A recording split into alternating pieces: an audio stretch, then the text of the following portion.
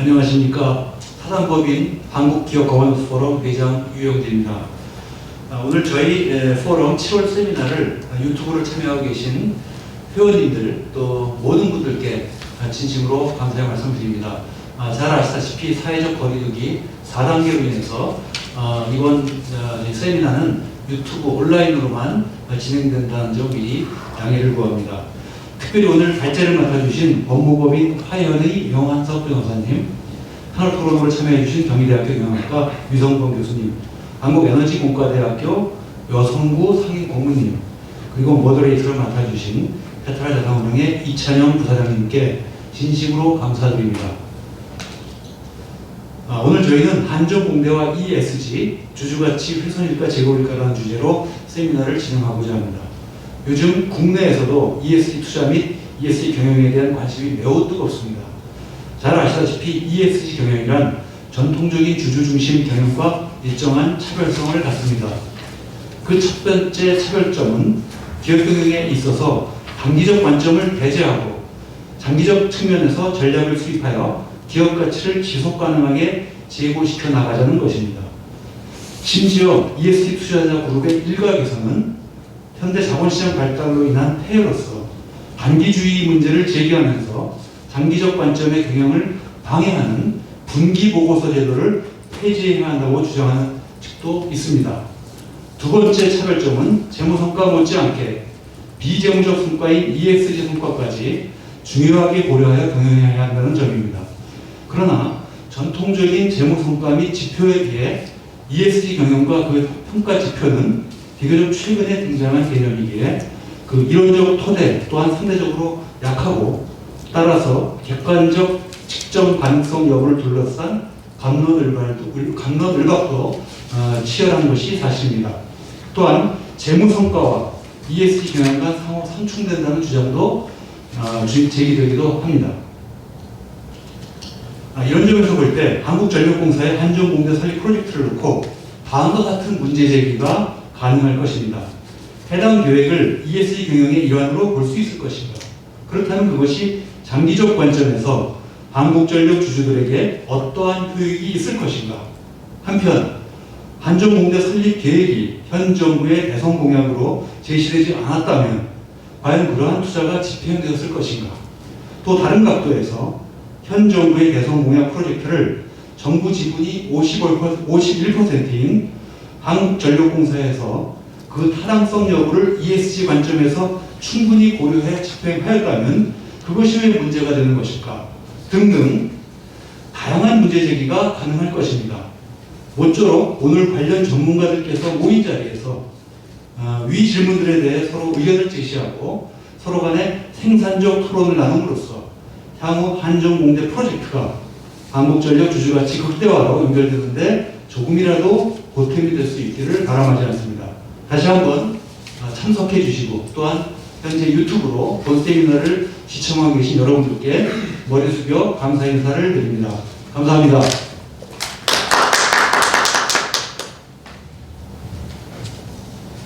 예, 안녕하세요. 방금 소개받은 명한석 변호사입니다.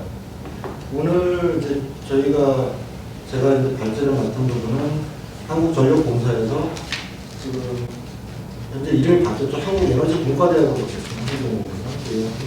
한국에너지공대에 이제 출연금을 많이 내긴 했는데 이것이 ESG 관점에서 어떻게 평가할 수 있을까? 또 이런 출연이 과연 주주가치를 훼손하는 것일까? 아니면 또 장기적으로 제고하는 것일까?에 대한 것들을 좀 살펴보고자 합니다. 물론 이제 구체적인 내용을 모르기 때문에 이게 뭐 구체적으로 옳다 그르다 또는 뭐 주주가치 훼손이다 제고이다 이렇게 단적으로 평가하기는 어려울 것 같습니다. 다만 이런 출연 결정을 하는 데 있어서 ESG나 주주가치들이 어떻게 고려되었는지 한번 비판적으로 좀 평가해보고자 합니다. 그래서 지금 제가 이제 자료를 만들었는데 그걸 중심으로 좀 간략하게 말씀을 드리겠습니다. 일단 한국에너지공대 설립과 관련해서 갈등이 있습니다. 일단 한국전력은 2019년 8월 8일 한국전력 이사회에서 이 당시 한전공대 설립 및 법인 출연을 의결을 했습니다. 하고 비판적인 여론이 제기되니까 그거에 대해서 여러 가지 이제 설명들을 여러 차례 냈는데 내용의 취지는 이 한국에너지공과대학은 저탄소 디지털 탈집중화의 대전환 시대에 에너지 기술을 혁신할 새로운 연구 플랫폼 역할을 하는 그런 대학이 될 것이다 라고 얘기했고요. 그다음 그 대학의 연구개발 성과 사업화를 통해서 새로운 부가가치와 일자리 창출로 한전의 장기적 이익에 기여할 것이다. 그리고 한전의 전력연구원과 사업 보완적인 운영을 통해서 협력의 시너지를 창출할 것이다. 이런 장기적 성과에 대한 기대를 표명하기도 했습니다. 또한 국가 에너지 전문인재 양성 및 기술 역량 제고로 에너지 산업 및 신시장 창출에서 한전과 주주의 가치를 제고하겠다. 그리고 국가 지역의 혁신 성장과 산업 생태계 확산에 기여할 것이다. 라고 얘기했습니다. 그러면서 2025년까지 전체 비용 8,300억 중에 한전이 약 5천억 원, 운영비를 포함해서 한 5천억 원 부담하게 될 것이다. 이런 설명자료를 냈습니다. 즉, 한국에너지공과대학 설립이라는 것은 에너지 전환이라는 E, 그 다음에 대학 설립 이런 걸 통한 사회적 기여, S, 뿐만 아니라 장기적으로 한전과 주주 가치를 제고하는 G까지도 포괄하는 사업이다라는 식의 이제 설명이 주어졌고요. 근데 이거에 대해서 일부 한전 주주는 이게 손실이 뻔히 예상됨에도 불구하고 한전이 무리하게 학교를 짓고 있다. 따라서 이사들의 배임죄가 된다라고 고소한 걸로 신문 기사에 나와 있습니다. 어떤 면에서 보면 한국전력은 ESG를 모두 갖춘 사업이다 라고 얘기를 하고 있는 거고, 주주들은 ES는 될지 모르지만 가버넌스 측면에서 이건 소수주주들의 이익을 너무 무시할 것 아니냐, 그런 측면에서 ES와 G가 갈등하는 것 아니냐라는 그런 입장의 대립이 있는 거고요. 또 이렇게 무리한 출연으로 인해 가지고 결국은 주주 가치를 훼손시킨 거다라고 주장을 하고 있습니다. 물론 한전은 이에 대해서 장기적으로 주주 가치를 제고시킬 것이라고 얘기를 하고 있습니다. 이런 점에 대해서 살펴보겠는데, 살펴보기 전에 미리 좀 한계를 말씀을 드리겠습니다. 여기서 한국전력이 한국에너지공단에 출연하는 것이 위법하냐 아니냐에 대한 건 판단을 하지 않도록 하겠습니다. 판단이 사실 어려운 측면도 하나 있고요. 이게 사후적으로 2021년 얼마 전에 그 한국에너지공과대학 법이 제정이 됐습니다. 그래서 거기서 한국전력은 이거 한국에너지공단을 지원하는 걸 의무로 명시해놨습니다. 법의 의무로 명시가 되어 있기 때문에 이 부분은 뭐 위법하다 아니다 판단하는 건 좀 의미가 없는 측면도 분명히 있고요. 또 하나는 한국전력이 그냥 상장은 되어 있습니다만 일반 주식회사가 아니죠. 한국전력공사법이 따로 있습니다. 따로 있어서 그 정부가 자본금 51% 이상을 출연하게 되어 있습니다. 출연했군요. 그래서 무조건 정부가 대주주가 되고 주주권인데 사업통상부 장관이 주주권을 행사하고 있습니다. 그리고 나중에 말씀을 드리겠지만 한국전력공사법 10조는 비상임 인사들을 주주총회를 거치지 않고 선출하도록, 그것도 법과 정관에 명시되어 있어서 일단은 한국전력공사에 대한 한국전력공사의 행위에 대해서 평가를 하는 데 있어서 일반 주식회사와는 좀 다른 점들이 있다는 걸 먼저 두어야 될 것 같습니다.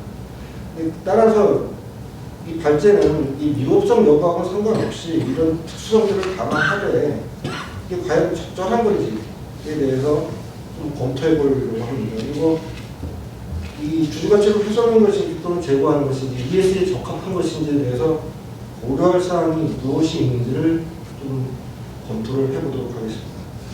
우선 회사 주식회사 한국전력도 주식회사법이 적용이 되긴 합니다만, 특수하긴 합니다만 주식회사법이 적용이 되는데, 특히 주식회사의 본질이 무엇이냐, 그거를 그 이해관계자 자본주의 또는 이제 주주 가치 자본주의 이런 식으로 좀 의견 대립이 있죠. 그 부분을 보기 전에 좀 이해관계자들한테 어떤 영향들을 미치는지 이 부분은 아주 거칠게 한번 살펴보고 있습니다. 이해관계자 자본주의 입장에서 볼 때 이걸 어떻게 평가할 수 있을지 주제를 좀 거칠게 보겠는데요. 회사의 이해관계자들은 크게 보면 이제 주주가 있겠고, 경영진이 있겠고, 노동자가 있겠고요. 소비자가 있겠습니다. 소비자는 뭐 이제 땅강 참고가 돼서 채권 채무자, 그 법적으로는 채권자이기도 하고 채무자이기도 하고 이렇게 될 거고요. 그다음에 이제 회사의 채권자들을 보면 크게 보면 금융 채권자들이 있을 것이고요. 그다음에 협력업체들. 여기도 뭐 물론 당연히 채권책을 다 가지고 있지만 주로 이제 회사의 상거래 채권자들 역할들을 하면서 하는 게 있고요. 그다음에 사회, 특히 지역사회가 이해관계자이기도 합니다. 그다음에 정부도 이해관계자에 해당이 될 것입니다. 특히 이 경우에는 정부가 주주기 때문에 직접적인 이해관계를 가진다고 볼 수 있겠습니다. 그리고 정부 및 지역사회를 보면 일반적으로 교육기관 설립은 정부 및 지역사회에 긍정적인 영향을 미치겠습니다. 그래서 뭐 사립학교법인지 뭐 이런 여러 가지 법에서 지원을 해주기도 하고 있습니다. 그리고 지역사회도 학교들을 유치하려고 노력들을 하고 있죠. 그래서 그 정부 및 지역사회가 이런 한국에너지문과대학의 설립은 상당히 긍정적인 작용을 할 것이다.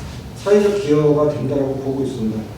근데 다만 이 경우에 정부 및 지역사회는 회사의 결정에 영향을 미칠 만한 법적 수단은 없는 걸로 보입니다.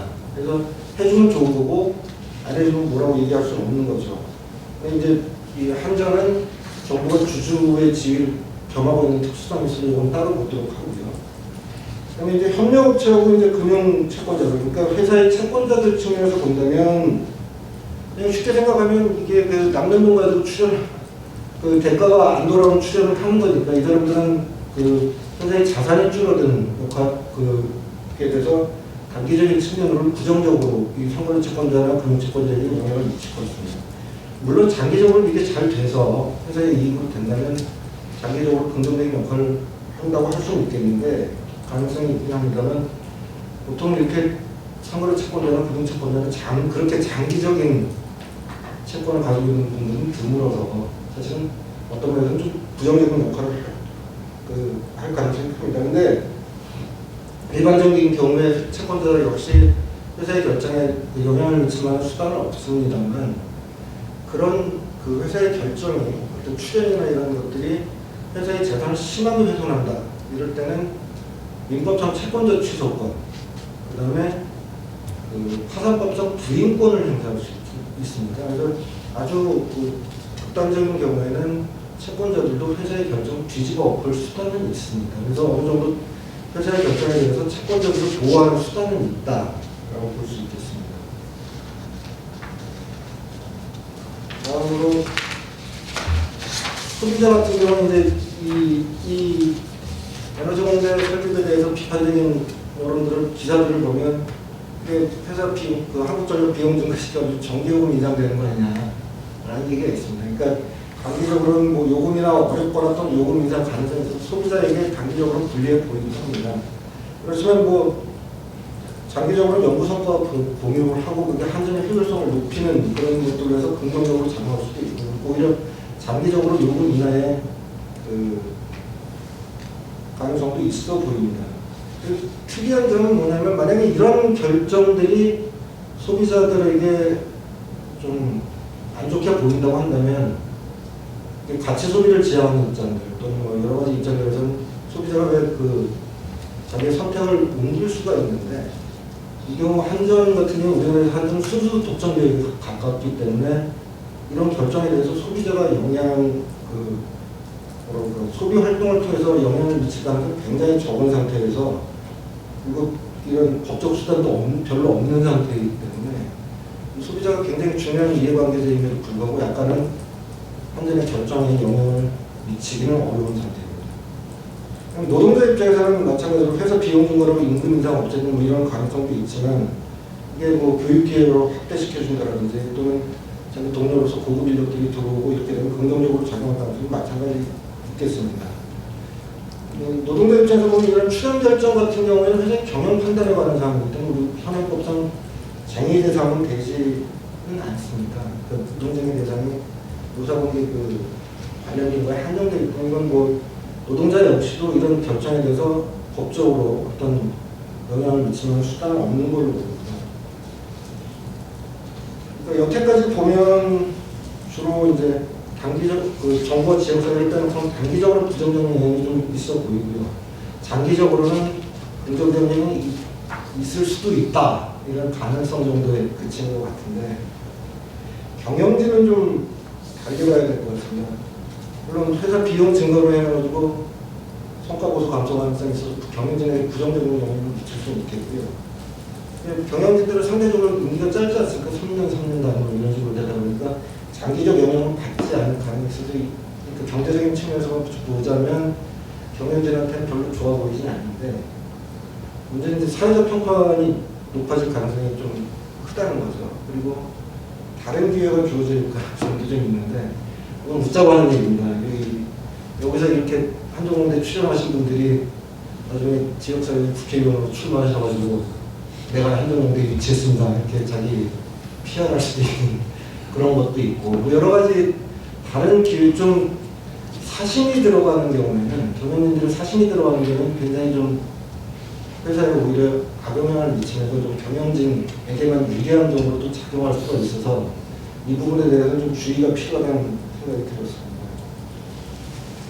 그래서 이제 마지막으로 주주인데요. 단기적으로 비용 증가 때문에 배당 가능이 줄어드니까 불리하겠죠. 근데 물론 장기적으로는 성장하면서 재고로 주식가치 재고 가능성이 당연히 있겠고요. 근데 이런 것들이 만약에 정말 잘못된 결정이다라고 판단이 되는 경우에 주주는 이사 이익부통에 대한 유지 청구권이 법적으로 보장이 되고 있고 또는 뭐 나중에 사후적으로 대표 소송 이런 걸 제기할 수 있습니다. 그러니까 오히려 주주 입장에서는 이런 행위에 대해서 제재를 가할 그 수단들은 주어져 있습니다. 그러니까 결국 이렇게 보면 이해관계자들의 미치는 영향들을 보면 다시 정리하자면 단기적으로는 좀 불리한 친구들이 좀 많은데 장기적으로 유리할 수도 있겠으나 그건 가능성으로 남아있는 상태고 확정된 게 없기 때문에 과연 그런 장기적으로 유리할 수 있다는 판단의 근거가 뭐냐 이 부분이 굉장히 좀 중요해질 것 같습니다. 그리고 그 이해관계자 자본주의 입장에서 보자면 이런 결정에 대해서 법적인 수단을 가지고 결정에 대해서 영향을 미칠 수 있는 수단이 있느냐 없느냐도 굉장히 중요한 문제가 되는데 그런 수단을 가진 사람들은 채권자하고 주주 정도인 것 같습니다. 물론 경영진들의 판단에 대해서 나중에 이제 그 여러 가지 그 영향을 받을 수 있겠으면은 지금 우리 법제에서는 이해관계자들에서는 채권자들하고 주주들이 이 부분에 대해서 법적인 문제들을 제기할 수 있는 그런 입장이 있다고 볼 수 있겠습니다. 이런 이해관계자 자본주의와 다르게 이제 주주가치 우선주의에서는 어떻게 평가할 수 있을까라는 걸 보는데요. 일단 뭐 주주가치 우선주의에 대해서 여러 가지 생각들이 좀 주주가치 우선주의가 뭐냐 개념 정의가 좀 다른 것도 같아요. 그래서 여기서는 그 주주가치 우선주의가 이런 입장이라는 걸 먼저 설명을 좀 드리겠습니다. 그러니까 밀턴 프리드만이 한 유명한 얘기 기업의 유일한 책임은 이익을 늘리는 것이다. 이게 이제 주주가치 우선주의를 대표하는 얘기가 될 거고요. 그 다음에 이제 우리 유 대표님이 해제하신 주주자본주의의 배신이라는 책에서 보면 그 주주가치 우선주의가 이런 입장이라고 설명을 하고 있는데 상장기업은 주주들의 소유입니다. 따라서 오로지 주주의 부를 극대화하기 위해 존재한다. 그리고 주주의 부는 대체로 주식가격으로 측정이 된다. 그것도 내년 혹은 10년 후의 주가가 아니라 바로 오늘의 주가. 그러니까 즉 주주가치 우선주의 입장에서 보면 오늘의 주가가 굉장히 중요해지는 거죠. 그 다음에 경영진에 대해서 어떻게 보냐면 주주가 기업의 주인이면 이들이 이사와 경영진을 고용해서 그 경영진으로 하여금 주주의 대리인 역할을 담당하게 하는 거다. 그래서 경영진이 추구할 건 오직 주주의 이익, 그 금전적인 이익에 한정되고 다른 목적에 신경 쓰는 건 대리인 비용을 발생시키는 행위다 라고 주장을 하고 있습니다. 그래서 결국 얘기를 하면 기업의 주인은 주주이고 그 주주들의 목적은 기업을 통해서 금전적인 부를 얻는 게 목적이고 경영진은 거기에 봉사해야 된다. 그리고 기업은 그것만 신경 쓰면 된다. 사회적 책임이라든지 이런 거 신경 쓰는 건 오히려 기업의 문제는 반한다까지 하는 게 일단 주주가치 우선주의라고 오늘은 좀 정리를 해보겠습니다. 그런 입장에서 보자면 아까 순서대로 하면 이게 그러면 기업의 이익이 늘어나는가 이걸로 출연으로 인해서 보면 앞에서 봤지만 단기적으로는 손실이 명확하죠. 근데 장기적으로 늘어날 가능성도 있는 겁니다. 근데 그걸 장기적으로 늘어날 가능성은 굉장히 불확실한 건데 그 불확실성에 대한 평가 기준은 무엇인가? 그다음에 불확실성에 대한 평가 기준이 없으면 단기 성과만 평가를 해야 되는가? 라는 문제가 제기됩니다. 그러다 보니까 단기적인 평가는 금방 이루어지고 손실에 대한 평가는 금방 이루어지는데 장기적인 이익에 대한 평가의 어려움 때문에 사실은 이 기업의 이익이 늘어나는 거에 대해서는 사실 단기적인 것만 가지고 평가할 가능성이 굉장히 높아지죠. 장기적인 이익이라는 건 평가 방법에 따라 달라지고 사실 저희가 보다 보면 그걸 상승세법으로 할 거냐 그 전망으로 할 거냐 이런 평가 방법이 여러 가지가 있지 않습니까? 그러다 보니까 오히려 그거 가지고 싸울 수가 있어서 좀 이 기업의 이익이 늘어나는 거는 뭐 단기적으로 줄어드는 게 맞는데 또는 손실이 나는 게 맞는데 장기적으로 하는 거에 대한 평가는 되게 엇갈릴 수 있다라고 생각합니다. 그다음에 아까 앞에서 주주가치 자본주의에서 그 특징 중에 하나가 그거 경영진의 행동이 바로 오늘의 주가로 평가가 되는 거다. 그걸 보면 알 수 있다라고 주장하는 것도 있는데, 그러니까 이거는 경제학적으로 이제 합리적 기대가설 또는 효율적 시장 가설에 근거하고 있다고 보여집니다. 그러니까 결국은 시장이 굉장히 투명하고 정보가 즉각적으로 공개되고 거기에 참여하는 사람들은 합리적이기 때문에 예상, 기대치 이런 것도 바로바로 오늘의 주가에 반영이 된다라고 보는 입장인데요. 그러면 이런 입장들이 되면 한전 이사회가 그 한전 에너지 공과대 출연을 결정했었을 때 그거에 대해서 시장이 바로 반응을 했을 거다.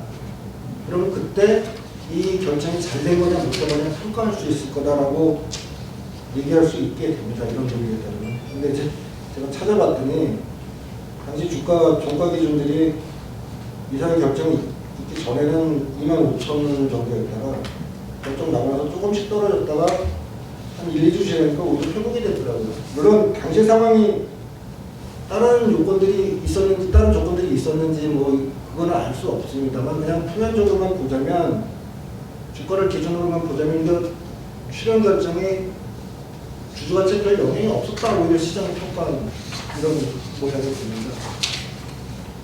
그다음에 주주의 긍정적인 이익이 극대화되는 거 보자면 단기적으로 배당 가능이 이익으로 줄어든다는 건 주주의 손해이긴 한데 단기적으로 봐도 주주별로 다 됩니다 사실. 그러니까 소수주주 입장에서는 확실히 손해인데 대주주인 정부 입장에서 보면 오히려 이익이죠. 왜냐하면 학교 설립이나 이런 것들은 원칙적으로는 정부의 역할, 정부의 의무라고 생각을 하고 있는데 만약에 그러니까 이게 아시다시피 이제 대선공약으로 추진되어 있는 건데 그 대선공약을 한전이 끼지 않았다면 대선공약을 이행하려면 정부나 지자체가 출연을 했어야 될 겁니다. 특히 정부가 출연을 했어야 될 것 같은데 그 정부가 직접 정부 재정으로 직접 출연하는 게 아니라 한국전력을 통해서 지금 출연이 됐거든요. 그러면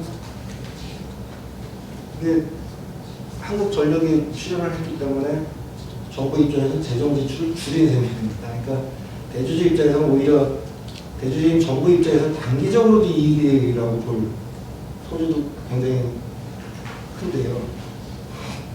이런 주주가치 우선주의 입장에서 그냥 표면적으로 평가를 하자면 아까 얘기했지만 주가가 안 떨어졌다는 측면에서는 이게 한전 출연이 정당한 거다라고 얘기할 수도 있습니다. 근데 주주는 단일 집단이 아닌 거죠. 지금 보면 대주주인 정부하고 소수주주하고 이익이 완전히 갈리고 있지 않습니까? 이해관계가 갈리고 있어서 만약에 주주의 금전적인 이익을 기준으로 경영활동을 평가하겠다. 주주가치 우선주의에서 이거 자체가 굉장히 오히려 불합리한 결과를 낼 수도 있겠다라는 거죠. 그러니까 결국은 보면 한국전력의 이 출연은 대주주인 정부 이익하고 일치하죠. 그래서 그럼 대주주인 본인, 대주주 정부인 본인과 경영진, 대리인 사이에 갈등 문제라고 볼 수도 없습니다. 오히려 대리인들이 대주주인 본인의 뜻을 굉장히 잘 따라준 거죠. 결국은 대주주 이익을 위해서 회사 및 소수주주 이익을 침해한 꼴이 될 수도 있습니다. 결국 흔히 보는 재벌기업의 부당 지원하고 행위하고 똑같은 구조가 생겨버립니다. 그러니까 이 한전에너지 공과대학에 대한 출연에 대해서 법적으로 평가할 적에 이걸 옳다 그르다를 떠나서 한전이 출연한 거에 대해서 문제를 보는 게 단순히 주주가치 자본주의라든지 뭐 이런 것들을 볼 문제가 아니라 오히려 대주주와 소수주주 사이에 갈등 문제 또는 대주주의 이익을 위해서 회사를 이용한 이런 문제 그걸 소지가 그렇게 봐야 오히려 제대로 보이는 거 아닌가 싶은 생각이 좀 들었습니다. 물론 이 부분들이 차이가 나는 것들은 이제 일반적인 한국 기업하고 일반적인 미국 기업들 차이가 있기 때문일 텐데요. 우리나라는 대체로 이제 대주주들이 있고 그 대주주가 경영진을 견임하는 경우들이 많죠. 저는 뭐 대주주 뜻에 맞는 사람들을 선임할 수밖에 없는 거죠. 지금도 한국전력 같은 경우는 정부가 51% 지분을 가지고 있기 때문에 정부 뜻에 반해서 한국전력 사장을 뽑을 방법이 전혀 없습니다. 무조건 한국전력 사장은 정부 뜻에 맞는 사람이 뽑힐 수밖에 없는 거죠. 그러다 보니 주주하고 경영진이 분리되어 있어서 본인 대리인 문제가 발생하는 미국과는 다른 구조이고요. 결국은 우리나라 같은 경우는 주주하고 경영진 이해가 부딪힌다기보다는 대주주 경영진 대 소수주주 또는 회사까지 이런 대립구도가 오히려 이런 식으로 형성되는 경우가 많다는 게 차이가 있겠고요. 그다음에 그거는 우리 법을 볼 때 하나 조금 유의하실 거는 회사 목적에 대해서 법적 분리의 차이가 좀 있는데 아까 말씀드렸던 주주자본주의 대신이라는 책에서 보면 통념과 달리 미국 기업법은 주주의 이익 극대화를 이사의 의무로 명시하고 있다는 그런 통념이 법적 근거가 없다라고 얘기를 하고 있습니다. 실제로 그런 게 맞아 보이고요. 근데 우리나라는 오히려 반대로 주주의 극대화를 법적 의무로 명시했다는 근거 조항으로 볼 수 있는 게 있습니다. 그러니까 169조인데 사법 169조인데 회사는 상용이나 그 밖의 영리를 목적으로 하여 설립한 법인을 말한다.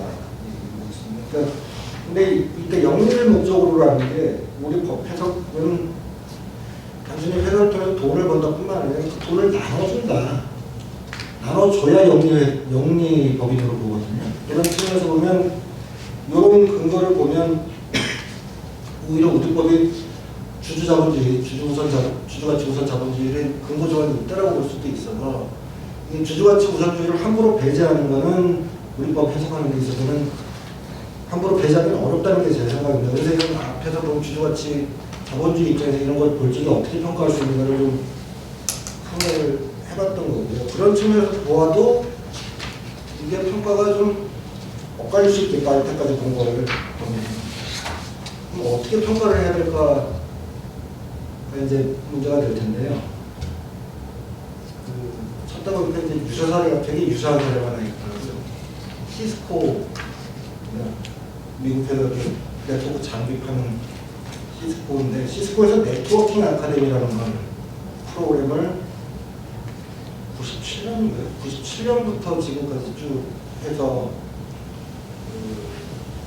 쉽게 말하면 세계 각국에 그러니까 미국뿐만 아니라 한 180여 개 국에다가 이런 시스코 아카데미를 세워가지고 그 동네에 사는 사람들, 청년들에게 IT 교육을 시켜주는 거죠. IT 교육을 시켜주고 그 IT 교육을 수료한 사람들이 다시 시스코나 또는 다른 IT 기업에 취업을 하게 하는 프로그램들입니다. 이게 아주 대표적으로 CSR 프로그램 CSR 얘기할 때 대표적인 사례로 나오는 그런 사례거든요. 좀 대학을 설립했다는 거하고는 좀 다르긴 하지만 그래도 교육기관을 설립을 했고, 그 다음에 거기서 청년들을 좀 교육을 시켜가지고 이렇게 취업을 시켜줬고, 그래서 교육기관 설립한 측면, 지역 발전에 기여한 측면, 또 청년 취업에 기여한 측면, 굉장히 유사합니다. 그리고 여기도 보면 정확하게 모르겠습니다만 26억 달러 정도 이상 여태까지 투자가 되었다고 하거든요. 그리고 이거를 시스코 홈페이지 가면 CSR 리포트에서 굉장히 자랑스럽게 소개를 하고 있습니다. 특히 이걸 통해서 어떤 여성 취업, 그 다음에 소수 인종 취업, 이런 사례들도 해서 굉장히 자기네들도 자랑스러워 하고 있고 또 밖에 평가도 굉장히 훌륭하거든요. 그러니까 어떤 면에서는 시스코 비슷한 것 같은데 시스코가 하는 건 누가 시비를 거는 사람이 없고 오히려 잘했다고 칭찬을 하고 있는데 이 한국에너지공대 출연에 대해서 왜 이렇게 잡음이 있을까 이걸 좀 생각을 해보면 일단 회사가 필요한 교육기관을 설립 운영한다는 측면은 굉장히 유사하고요. 그러니까 시스코도 자기네가 필요한 IT 교육을 중심으로 교육을 하고 있거든요. 한전에너지 공과대학도 마찬가지로 일단 뭐 실제로는 뭐 나중에 그 여기 졸업하신 분들이 꼭 한국전력에 취직하는 건 아니겠습니다만 일단 한전의 필요성에 의해서 설립이 되는 측면들은 분명히 비슷하고요. 그다음에 상당한 자금을 투여한 것도 비슷하죠. 시스코는 뭐 2019년에 보면 요거 시스코 네트워킹 아카데미 포럼에서 4억 5,800만 불을 투자를 했다고 자기가 밝히고 있습니다. 근데 왜 비슷한데 이렇게 다를까? 이게 뭐 자세한 내용을 시스코 관련된 것도 자세한 내용은 모르지만 그냥 드는 생각은 일단 시스코 같은 경우는 주주권 컴퓨터가 없다라는 거죠. 거기 시스코 주주 구성을 보면 이제 주로 연금들 또는 뭐 이제 각종 다른 그 펀드들 이런 식으로 돼 있어서 아주 골고루 분산이 돼 있어서 주주권 컴퓨터가 있을 수가 없습니다. 근데 한전 같은 경우는 아까 말씀드렸지만 대주주인 정부하고 회사 소수주주 이 사이에 컴플릭트가 생길 가능성이 크죠. 굉장히 크죠. 그다음에 자율성 측면에서 보자면 뭐 시스코 같은 경우에는 이렇게 일단 회사 자체적으로 주도한 걸로 보입니다. 뭐 직원들이 뭐 처음에 시작을 해가지고 했던 걸로 이렇게 알고 있는데 그래서 아주 자율적으로 진행이 된 거고요. 한국전력 같은 경우는 이게 계속 공약 사업이거든요. 정부 주도한 사업입니다. 정부가 또 대주주이기도 하죠. 그러면 주도한 측면에서 다른 그런 것들인데 그런 측면들에서 되게 좀 다르게 평가받는 거 아닌가 하는 생각이 드는데 그럼 이랬을 적에 과연 뭘 가지고 평가를 해야 되나 라는 측면을 좀 보고 싶습니다. 그냥 일반적인 얘기인데요. 그 이해관계자에 미치는 영향은 정부나 지역사를 빼고는 단기적으로 다 부정적인 영향이 커 보입니다. 그리고 장기적인 가능성이 그쳐 보이고요. 주주의 경우에도 굉장히 극심하게 이해가 갈릴 수 있는 사안인데 결국은 이렇게 되려면 긍정적 영향은 어느 정도 가능성이 있는 건지 그 다음에 부정적 영향을 최소화하기 위한 방법은 뭔지 이런 것들이 제대로 검토했는지가 이 한전이 에너지공대에 출연한 것이 적정하냐 라는 관건이 될 것 같습니다. 실제로 이런 작업들을 얼마나 제대로 했느냐 그리고 어느 정도 정당성을 가지고 치밀하게 검토했느냐가 문제일 거고요. 그런 검토는 결국은 경영진 이사회를 통해서 이루어질 수밖에 없습니다. 거버넌스가 다시 문제가 된다고 생각합니다. 분명히 이 부분이 환경이나 사회 측면에 굉장히 기여하는 건 맞습니다. 맞는데 그런 검토들이 제대로 된 지배, 거버넌스 하에서 이루어진 거냐 라는 게 오히려 좀 평가하는 기준이 돼야 되지 않을까라는 생각을 하고 있습니다. 우리 법은 이사에 대해서 이사 충실 의무를 규정을 하고요. 따라서 한전 이사는 이런 것들에 대한 검토를 해야 되는데 한전이 좀 특이한 방법이 있어. 그 임원 선임 방법이 특이합니다. 그러니까 사장은 임원 추천위원회에서 복수 추천하고 공공기관 운영위원회에서 심의 의결하고 주주총회를 거치고 산업통상산업부 장관이 제청해서 대통령이 임명합니다. 근데 주주총회를 거칩니다. 상임이사는 주주총회를 거치고 사장이 임명합니다. 이게 무슨 얘기냐면 상임이사는 임원 추천위원회도 안 거쳐요. 그 다음에 뭐 다른 통상산업부 장관이나 대통령 쪽도 안 거치고 그냥 주주총회 통해가지고 사장이 임명하면 돼요. 그러니까 결국은 사장이 추천하고 주총에서 통과가 되면 사장이 임명합니다. 그러니까 상임이사들은 좀 표현이 그렇습니다. 사장 입맛에 맞는 사람들이 될 가능성이 커요. 그러나 다만 이제 상임감사위원회는 임원 추천회 거치고 뭐 주주총회 거치고 그다음에 기획재정부 장관이 또 여기서 요청합니다. 그리고 대통령님이 있고요. 제일 좀 이상하다고 생각하는 건 비상임 이사입니다. 그럼 임원 추천위원회가 복수로 추천하고 공공기관 운영위원회 심의를 거치고 기획재정부 장관입니다. 주주총회를 안 거칩니다. 그 비상임 이사가 흔히 소수주주들의 그 결국은 권익을 대변하는 사람들로 인식들을 하고 있는데 한전의 지배구조는 전혀 그런 게 없습니다. 오히려 주주총회도 안 거칩니다. 비상임 이사들이. 되게 지배구조가 좀 솔직히 마음에 안 들죠. 마음에 안 들어서 그러면 이사회는 제대로 했나요? 한전 홈페이지에 있는 이사회 의사로 찾아봤거든요. 그게 지금 화면에 나가고 있는지 모르겠는데 당시 이사회 회의록을 보면 3페이지짜리입니다. 첫 페이지가 제목, 그다음에 이 페이지가 이제 개요에 대한 거고 논의 결과, 네, 3페이지가 딱 이 당시 한전공대였으니까 설립 기본 계약안 나오고 그거에 대해서 원안 가결이 됐다고 되어 있는데 참석자 발언들이 한전공대 운영비 절감을 위한 다각적인 노력이 필요하고 지속적인 관심과 노력이 필요하고 기술 연구 중심 학교가 되어야 되고 대학 설립 학교의 자율성을 부여해서 연구 분야에서 독립적으로 주제를 정하고 운영할 수 있도록 해야 합니다. 이렇게 되어 있습니다. 이게 이사회에서 당연히 치열하고 여러 가지 치밀하게 검토를 했을 것 같긴 한데 결과물은 이렇습니다. 이게 그냥 과연 이거를 가지고 이게 ESG에 맞는 출연이고 주주가치를 제고시키는 출연이라고 얘기할 수 있을까?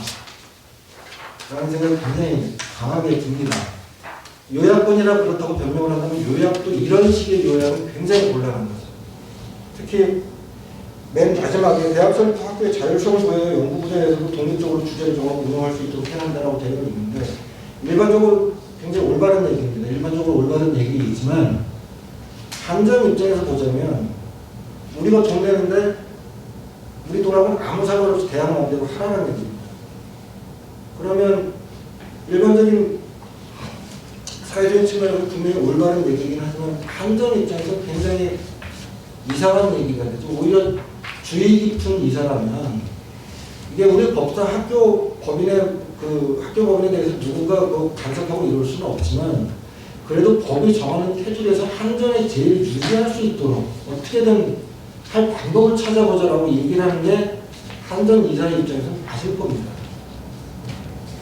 그러면 이 부분은 그러니까 여태까지 이게 제대로 됐다 어떻게 됐다 평가하기 곤란한 디테일들이 분명히 있을 건 인정을 하지만 이 의사록만 놓고 보면 도저히 출연을 정당화시킬 수 있을까라는 생각이 드는 거죠. 그러면 아까 처음에 다시 얘기를 했던 거 과연 이 부분이 ES와 거버넌스의 갈등이냐 주주가치의 훼손이냐 제고이냐 라고 해서 저쪽에 사실 그걸 평가할 방법들은 지금 우리가 밖에 있는 사람들은 알 수는 없습니다. 알 수는 없지만 그래서 이사회를 통해가지고 이 부분들에 대한 평가가 이루어져야 되는데 실제로 이루어진 게 하나도 없어 보입니다. 이런 상태로 간다면 오히려 ES 대 거버넌스의 대립이라기보다는 오히려 거버넌스가 제대로 되어 있느냐라는 문제로 귀착이 된다는 생각이 듭니다. 아까 말씀드렸지만 한전 같은 경우에 임원진 구성도 좀 특수한 경우가 있고요. 특이한 경우에 있어서 사실 소수주주들의 어떤 이해관계라든지 이런 것들이 반영될 소리가 거의 없어 보이고 오히려 정부의 영향은 더 커 보이고 더 큰 걸로 보이고요. 사장의 영향은 큰 걸로 보이고 이러다 보니까 굉장히 중요한 문제에 있어서도 제대로 더 평가가 안 이루어진 것처럼 보여서 괜한 오해를 불러일으킬 소리가 되고 있다고 생각합니다. 그러니까 이런 부분들을 평가를 할 때에 있어서는 그냥 표면적인 부분들이 아니라 실제로 디테일하게 이런 결정들이 어떻게 이루어지는가 거버넌스를 통해서 이런 걸 통해가지고 평가가 이루어져야 된다고 생각을 하고요. 다시 한번 말씀드리지만 결국은 중요한 거는 이런 표면적인 문제가 아니라 실제로 디테일들이 어떻게 되어 있느냐 그 다음에 그런 디테일들을 결정하는 거버넌스가 어떻게 되어 있느냐가 훨씬 더 중요한 문제라는 생각이 듭니다. 이상으로 발전 마치겠습니다. 감사합니다. 이런 자리에 또 초대해 주신 한국 거버넌스 측에 감사드립니다. 먼저 한국에너지공대 캠텍의 설립이 한전의 주주가치에 어떤 영향을 끼치느냐 이거를 말씀드리려면은 우선 한전공대가 어떻게 탄생이 됐느냐 그리고 한국에너지공대의 목표가 뭐고 또 한전과의 관계가 어떻게 되느냐 그 다음에 캠텍의 기대 효과가 어떻게 되느냐 어떤 영향을 끼치냐 이걸 간단하게 말씀드리는 것이 순서일 것 같습니다. 먼저 한국에너지공대의 탄생 배경에 대해서 간단하게 말씀드리겠습니다. 2014년도 12월에 한전이 서울 삼성동에서 나주로 이전하게 됩니다. 이전하면서 본사만 단순히 이전한 게 아니라 이전한 그걸 계기로 해서 새로운 도약을 시도해보자 그렇게 해서 만들어진 게 에너지밸리 조성사업입니다. 이 에너지밸리 조성사업은 광주 전남 공동 혁신도시를 중심으로 에너지 신산업 관련 기업과 연구소 그리고 연구기관들이 직접화해서 에너지 신산업의 부흥을 가져오기 위한 에너지 신산업 클러스터입니다. 그런데 현재까지 에너지밸리 투자한 기업들이 501개사입니다. 한 2조 원 가까이 투자 실적을 이뤘는데 이 회사들의 가장 큰 애로사항이 고급 인력 확보와 기술 경쟁력 확보입니다. 따라서 이 문제에 대해서 저희들이 한전에서 계속 고민하고 있었습니다. 또한 해외 유수의 클러스터를 보면은 거기에는 유명한 대학들이 다 유치해 있으면서 고급 인력 양성과 기술력 제고를 통해서 기업들과의 교류를 활발히 하며 시너지 효과를 창출하고 있습니다.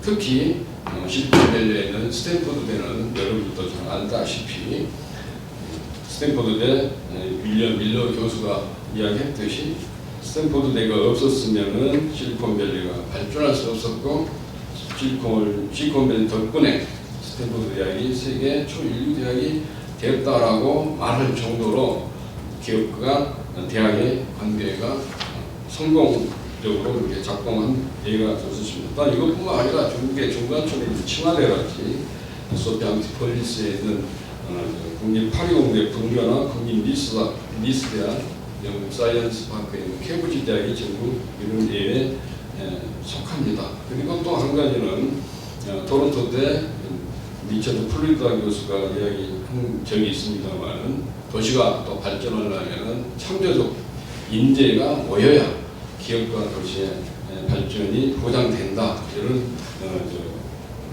측면도 있습니다. 또 한 가지는 2015년 12월에 유엔 기후변화협약 당사국 총회에서 파리 기후변화협약을 체결하고 발표한 적이 있습니다. 이거는 기후환경변화에 전 세계 전 인류가 대응해야 된다는 그런 논리 때문에 에너지 문제에 집중해야 됩니다. 그 다음에 4차 산업혁명 시대에서 여러분들 잘 알다시피 에너지 분야가 가장 중요한 산업입니다. 여기에는 많은 핵심 기술과 고급 인력이 다 필요합니다. 가장 중요한 것은 이러한 에너지 전환 시대에 있어서 한전의 지속 가능한 성장을 위해서는 미래 기술력 확보하고 고급 인력 양성이 가장 절실하다고 하겠습니다. 이로 인해서 추진을 했습니다만은 지난 4월 1일 날 이에 추진을 뒷받침하기 위한 에너지공대 특별법이 마련돼서 법적인 근거, 그다음에 재정부담 근거, 학교의 자율성 확보가 마련된 것입니다. 이 법에도 나와 있듯이 국가의 에너지과 기술과 산업 생태계 혁신을 주도한 고급 인재를 양성하고 국내의 산업계하고 교육, 연구, 교류를 촉진함으로써 국가 과학기술관점의 이달 이야기하여 설립된다 이렇게 이야기하고 있습니다. 또한 방금 에너지공대 처음에는 한전공대라 했습니다만 한국에너지공대로 개칭이 됐습니다. 영문 용어로는 캠텍인데요. 한전공대 하니까 그 한전만을 위한 대학 그다음에 뭐 한전 산하가 아니냐 이런 그 인식이 있어서 세계 유일의 에너지 특화 공대로서 국가 발전에 기여하고 글로벌 대학으로서의 자부심과 자신감을 표현하기 위해서 한국 에너지 공대로 개최했습니다. 그러면은 현재 한전의 역할은 무엇이냐? 여러분도 잘 알다시피 한전은 전력 생산과 수송과 공급을 거의 전적으로 하고 있습니다. 그러나 지금은 다양한 생산자, 소비자가 등장하는 전력산업 주요한 환경이 급격하게 변하고 있고 새로운 성장 전략이 추진돼야 될 때입니다. 토니 세바 교수가 2030 에너지혁명에서 이야기했듯이 30년대에 기존의 석유, 석탄, 원자력 중심의 에너지 산업이 붕괴할 것이다. 이렇게 예언까지 하는 상태에 있어서 한전은 이러한 파괴적 혁신 시대를 맞아 에너지 신산업 기회를 선점하기 위해서 뭐 디지털 변화랄지 에너지 효율화, 탈탄소화, 탈집중화, 지능화 등 다양한 혁신 추진으로 지속 가능성을 제고하고 있고 할 것입니다. 이런 밑바탕에는 에너지 4차 산업혁명 시대를 선도하기 위해서 현재 에너지 분야 기술 격차가 4.5년으로 알려져 있습니다. 이러한 격차를 극복하기 위해서는 융복합, 창의적 인재 양성되기 전식이 필요한 것입니다. 또한 기술력뿐만 아니라 앞으로 12년 동안 전기 에너지 작업 분야 인력 부족이 학사, 석박사 포함해서 한 3만 6천여 명이 부족한 걸로 인적자원개발위원회에서 이야기하고 있습니다. 따라서 한전같이 전통 유틸리티 사업 구조를 데이터나 솔루션, 플랫폼을 기반으로 하는 미래 에너지 시스템으로 혁신해서 그 부가가치를 창출할 필요가 있게 되며 또한 기후 환경 시대의 기술 개발 및 미래 산업 신시장 창출을 선도하는 새로운 연구 플랫폼이 절실히 필요하게 됐던 것입니다. 에너지 공대는 캔텍은 어떤 목표를 가지고 있느냐? 첫 번째, 에너지 인력 양성 패러다임을 전환시킬 것입니다. 현재 에너지 산업에서 새로운 비즈니스 모델하고 혁신기업 등장이 확대되고 있습니다. 그러나 이를 뒷받침할 전문 인력은 부족한 상태입니다. 또한 혁신기업을 중심으로 에너지원과 부분간, 학제 간, 융합 등 새로운 인재상을 요구하고 있지만 이에 부합하는 인력 채용에 난항을 겪고 있습니다. 고등교육 혁신 문제입니다. 이거는 교육부에서 또한 2019년도에 진단한 내용에 따르면 국립대학은 전통적인 학과 중심의 학사제도, 지식전달 위주의 교육과정 등 기존의 틀을 깨는 혁신적 모델 창출에 한계를 느끼고 있다. 그렇게 이야기를 하고 있습니다. 현재 국내대학 경쟁력 평가는 스위스 국제경영개발원 IMD가 이야기한 바에 의하면 63개국 중에서 저희 나라 대학 경쟁력이 55위입니다. 그래서 이런 상태에서 대학의 혁신 모델을 기존 대학에 맡길 수는 없었던 겁니다. 그 다음에 또 창업 수준을 보면은 우리나라 서울대 같은 경우에도 도쿄대, 동경대 10분의 1 정도밖에 안 됩니다. 그리고 국립대학 참 경쟁력이 아주 저조합니다.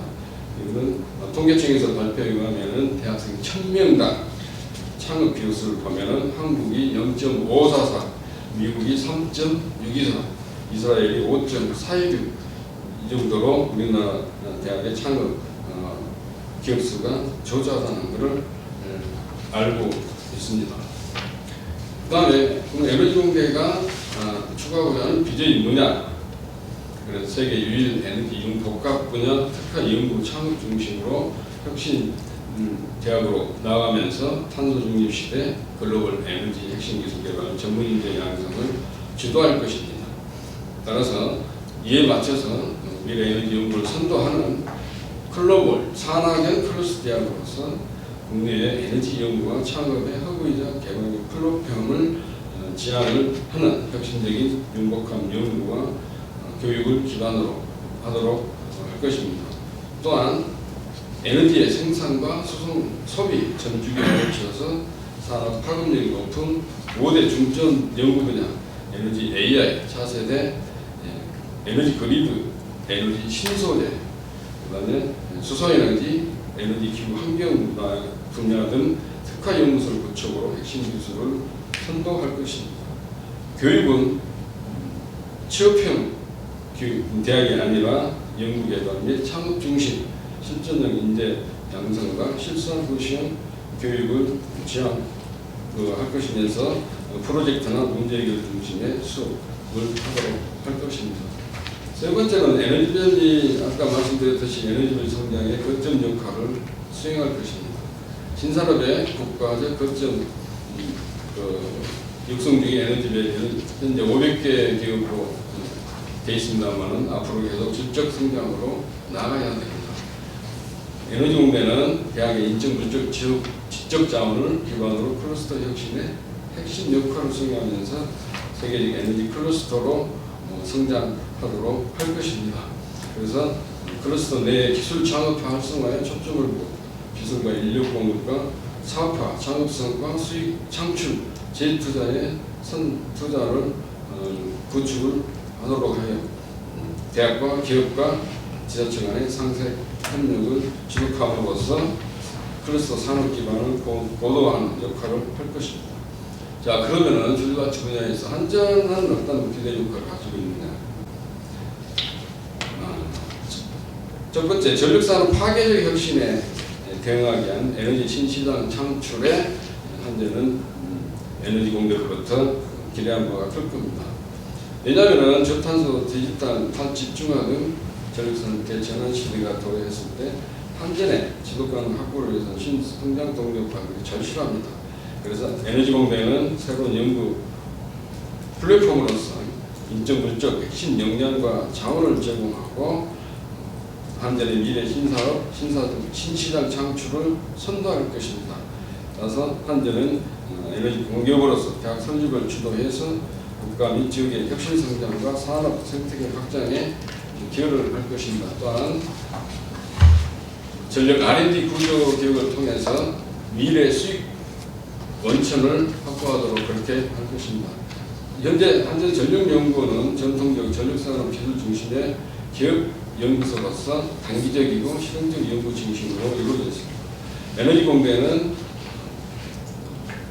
개방적 플랫폼으로서 전력연구원과 상호 보완적 운영을 통해서 현적 시너지를 창출하며 대형 과제 중심의 기초 연구 및 신기술 연구에 중점을 두도록 할 것입니다. 따라서 에너지공대는 연구 개발 성과와 사업화를 통해 새로운 부가가치와 일자리를 창출함으로써 국가 에너지 산업을 혁신하고 기업과 주주가치를 제공하는 데 장기적 이익에 기여할 것입니다. 오늘 주제인 한국에너지공대 한전 주주가치에 대해서 잠깐 말씀드리겠습니다. 아까도 말씀이 나왔습니다만 명 변호사님 말씀을 드렸습니다. 주주가치에 대해서는 여러 가지 이론이 있습니다. 그러나 저는 주주가치는 단기적인 수익 창출을 넘어서 기업의 사회적 책임을 기반으로 한 장기적 관점에서도 바라봐야 되고 미래의 고부가가치 창출이나 지속가능 경영 체계를 확립함으로써 수익구도 안정화를 통해서 주주가치를 제고하는 것이 현재의 ESG라는 정신을 실현하는 것이 아닌가 그렇게 판단합니다. 한전 관점에서 보면은 현재 전력연구원 중심의 연구 개발을 넘어서 에너지공대가 중앙이나 지방정부 지원까지 받아서 미래 성장 능력을 만들어가는 것으로 한전 주식을 장기 보유하는 것이 주주 이익에 부합하다고 판단됩니다. 한전은 세계 9위권 글로벌 유틸리티 기업이지만은 기업가치는 세계 1위입니다. 그래서 이 기업가치를 높이기 위해서 에너지공대가 필요하는데 전력연구원 중심 그리고 에너지공대는 도전적이고 고난도 연구를 통해서 혁신적인 기술을 개발해 한전에 새로운 기술과 인력을 제공함으로써 한전 이익에 큰 영향을 줄 것입니다. 빨리 좀 주십시오. 네, 시간이 좀 많이 차요. 연말에 그치겠습니다. 그래서 에너지공대는 석박사 중심의 연구 중심대학으로 운영을 합니다.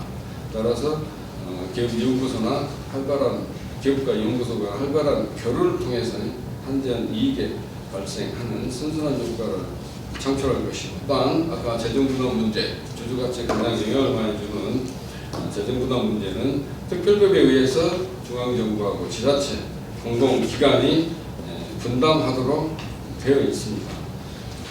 그리고 그 법에 의한 것뿐만 아니라 또 기타 한전 재정부담 완화 방안을 많이 강구하고 있습니다. SBC 및 기술 지주회사 등을 설립해서 대학 자체 수익을 실현하고 민간기구 해외투자 유치를 촉진을 하며 어떤 R&D 예산, 산업부나 과기구 등 활용해서 에너지공대 인프라, 교육이나 연구, 시설 및 기자재를 확충하고 인력 양성 등 지원을 통해서 대학 경영을 할 것입니다. 또한 한전 R&D가 현재 한 4,500억 정도 수준됩니다. 이 중에서 1,860억 한 2,000억 정도가 연구 과제 투자인데 이 중에서 상당한 규모 과제들이 예비 위탁으로 수행되고 있는데 이 중 일부를 에너지공대 협력 시행은 훨씬 에너지공대 운영에 큰 도움이 될 것입니다. 그 다음에 또 편제 완성 후에는 정부와 지자체 10개년 재정 확보 계획을 수립해서 지역발전 가능성을 확보하도록 했습니다. 그 다음에 주주가치 제고 노력을 위해서 투자 정보 제공은 이야기가 나왔습니다만 저희들이 투자자 IR도 그동안 열심히 했습니다. 컨퍼런스 콜이랄지 증권사 주최 IR 컨퍼런스장 그리고 국내 투자자를 대상으로 한 수시 IR을 홍콩이나 싱가포르, 미국 CEO 또한 주요 외국인 주주 대상 1랑 3명을 했으며 금융감독원 전자공시스템 경영본식뿐만 아니라 해외 연차보고서 그다음에 보도자료 및 설명자료를 통해서 한전의 한국에너지공대 투자 정보를 많이 제공한 노력을 했습니다. 맨눈 말로는 한국에너지공대가 유일한 세계 최고의 에너지 특화 공대가 됨으로써 인류의 에너지 난제를 해결하고 국가의 산업 발전을 선도하며 지역 발전과 한전의 미래 성장 전략의 중추로서 그 책임을 다하여 주주가치 제고에 본실의 노력을 하도록 하겠다는 것을 말씀드립니다. 감사합니다. 네, 오늘 이런 토론 자리에 불러주셔서 영광스럽게 생각하고 대단히 감사합니다. 앞에 발제자나 토론자께서 한국에너지공대 사업과 관련해서 법리적인 문제, 원칙적인 문제, 선언적인 문제들을 많이 언급해 주셔서 저는 이제 그런 문제는 조금 건너뛰고 이제 실증적으로, 정량적으로 이 한국에너지공대 사업의 가치를 어떻게 평가할 것인가. 결론은 갖고 있지 않습니다만 몇 가지 그 이슈들을 제기해서 앞으로 평가를 한다면 어떻게 해야 될까. 그런데 대한 통찰력을 좀 갖는데 도움이 되면 좋겠습니다. 저는 이런 ESG 활동 연구를 여러 차례 수행한 경험이 있는데 그 결과를 대체로 요약하면 다른 연구들하고 비슷합니다. 기업이 재무적으로 넉넉할 때는 ESG 활동이 늘어나는 경향이 또한 반대로 ESG 활동이 늘어나면 기업 가치도 같이 긍정적인 영향을 받는다 라는 이제 그런 결론인데 또는 적어도 부정적이지 않다는 결론입니다. 근데 일부 연구는 기업 경영자가 개인적인 명성이나 출세의 기회 이런 것들을 추구하는 대리 문제가 심할 경우 ESG 활동이 기업 가치에 부정적 영향을 미칠 수 있다. 이런 지적을 이론적, 실증적으로 하고 있거든요. 근데 이제 이런 결과들을 다 종합해서 말한다면 저는 이렇게 얘기할 수 있을 것 같습니다. 일반적으로 ESG 활동은 적어도 그 규모가 작을 때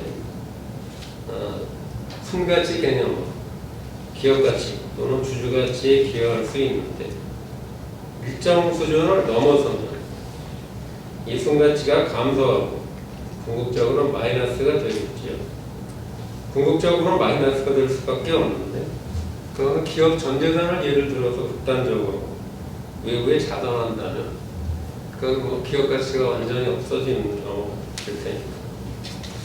그래서 이 문제는 이 ESG 활동의 순가치가 마이너스로 전환되는 그 지점이 어디인가를 측정하는 게 사실 실증적인 문제일 것 같은데 이것은 이제 기업별로, 사업별로 그 금액이 다를 것이니까 순전히 실증적인 문제가 되겠죠. 우선 이런 실증적인 분석을 위한 첫 번째 생각해 볼 수 있는 방법은 비용 편익 분석인데요. 이제 편익 쪽을 보자면 대충 이런 종류의 사업들이 비슷합니다만 그 비용이 명확하게 측정되는 데 비해서 편익은 쉽게 측정되지 않습니다. 특히 교육사업이니까 장기 광범위한 영역에 미치게 되겠고요. 그 영향은 한전뿐 아니라 그 외부의 기관이나 사람들에게까지 미칠 겁니다. 그런데 이 기업 가치 또는 기업의 목적에 대한 여러 가지 견해가 있습니다. 적어도 주주에 대한 영향은 빠짐없이 측정되어야 할 것으로 보이고요. 이제 그런데 이 장기적인 효과에 대한 측정이 어렵다고 해서 단기적 성과만을 측정한다면 사실 경영자의 단기 성과 중인 대리인 문제의 중요한 원인이기도 합니다. 그래서 단기적인 주주 성과와 장기적인 주주 성과를 비교하는 어프로치는 때로는 유용할 수 있겠습니다. 때로는 좀 신중을 기해야 할 그런 부분도 있을 것 같습니다. 그리고 비용의 문제인데 비용은 거의 명확하게 드러납니다. 하지만 비용도 문제가 되는 부분은 편익이 아무리 크더라도 회사가 현실적으로 감당할 수 있는 수준의 비용이어야만 그게 현실 가능성이 있는 사업이 될 텐데요. 그 점에서 이 한국에너지공대 사업을 살펴보면 자료에 의하면 2025년까지 5년 동안 약 5천억 원을 부담, 5년 동안 한 1,000억 원 연간 부담하는 것으로 되어 있습니다. 그런데 이 금액이 한전의 전체적인 규모에 비해서 어느 정도입니다. 지난 10년간 한전의 평균 총자산이 172조 원입니다. 자기자본 63조 원, 연평균 매출액 56조 원, 영업이익 3.6조 원, 당기순이익 1.7조 원이어서 매출액의 약 한 0.2% 또는 영업이익의 3% 정도가 5년 동안 연간으로 지출되게 될 겁니다. 그 이후에는 부담이 급격히 줄 테니까 사실 비용에서의 그 비현실성 그게 크지 않다라고도 볼 수 있겠습니다. 또 하나 생각할 수 있는 실증적인 방법은 소위 말하는 사건용 주가 자료의 반응을 이용하는 방법인데요. 사건 연구에서는 전제 조건이 사건과 그 시점을 정확하게 정의할 수 있어요. 또 그 자료에 다른 사건 또는 정보의 영향이 가급적 섞이지 않으면 좋은데 이 한국에너지공대 사업과는 이미 당시 대통령 후보의 선거 공약이었기 때문에 오랫동안 논의된 것 그리고 다른 동역들과 섞여 있을 것이기 때문에 이 사건 연구를 시행하는 데 있어서 상당한 어려움을 겪을 수도 있을 것 같습니다. 네, 이런 것들이 이제 실증적인 분석과 관련된 예상된 문제점이고요. 이런 것들을 고려해서 만약에 그런 분석을 하게 된다면 좋은 방안을 찾을 수 있으면 좋겠습니다. 감사합니다. 예, 오늘 그 제목이 한국전력공사의 에너지공대인가요? 이런 것 같은데 출연이 과연 주주가치 제고냐 아니면 훼손이냐 하는 그 제목의 이제 관점에서 조금 전 속배를 제가 한국 거버넌스 포럼 회장이라고 소개를 하셨는데 오늘 제 이 토론 견해는 제 개인적인 견해라는 점을 저희 포럼의 견해가 아니라 개인적인 견해라는 점을 먼저 말씀드립니다. 이 문제를 보면서 제가 또 발제문과 또 토론자분들의 의견을 들어보면서 크게 큰 줄기는 두 가지 문제로 저희가 생각을 해봐야 될 것 같습니다. 첫 번째는 주주의 스펙트럼이 굉장히 넓습니다.